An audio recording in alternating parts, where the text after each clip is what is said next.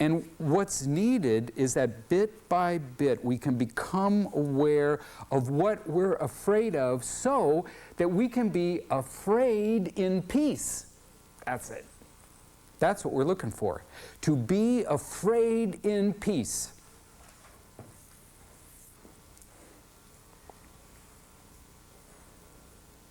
And all we need to do is to say, did Jesus ever tremble? And obviously we know. Of course, in the Garden of Gethsemane, the fear, the trembling. What that means is that to fear and to tremble is holy.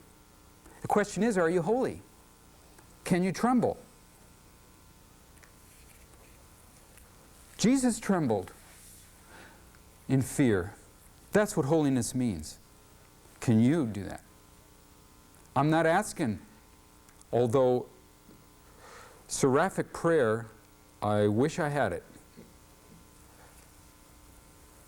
The question I is asking here is, can you tremble the way Jesus trembled?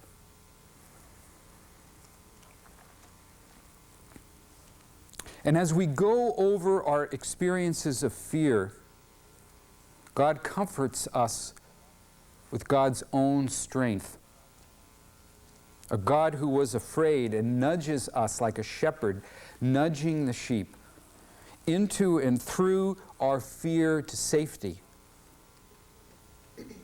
God clarifies our vision so that we can see what we're afraid of and the dignity of our fear.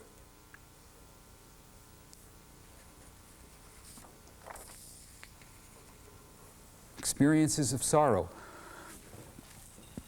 Do we experience sorrow? Someone dies, we lose a loved one, our spouse, our parents, a child, a relative, a friend. The reaction is grief and sorrow. We lose a job, we miss an airplane, it rains on our picnic, we're sick and we miss our own party. These are all losses.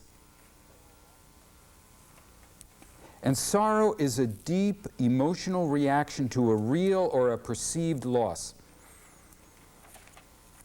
Hurt. Hurt is an old-fashioned word for a mixture of sorrow and anger. Closeness lost. A depression and separation sets in. And the only way to avoid sorrow is really no way to avoid it at all. It results in its own void, which is more painful than any sorrow. And that way is, I will get close to no one, and I will want nothing. You avoid sorrow, but the result is a pain and a vacuousness and a void that's pain is deeper than any sorrow.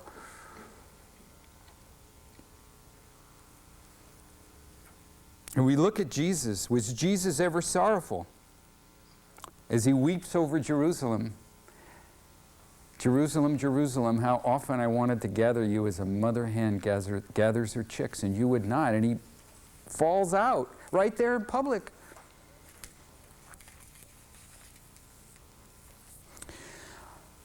All I know is that Clint Eastwood says that to cry is not manly.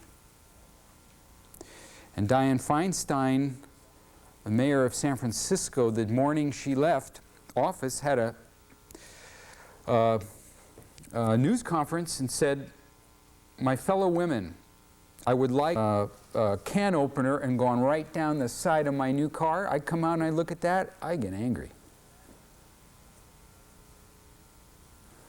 I'm throwing a party for the women on my block, and Nancy across the street, who's to bring the vegetable dish and the dessert for 12, at 5 to 12 rings the doorbell and says, hi, here I am. I go, hi.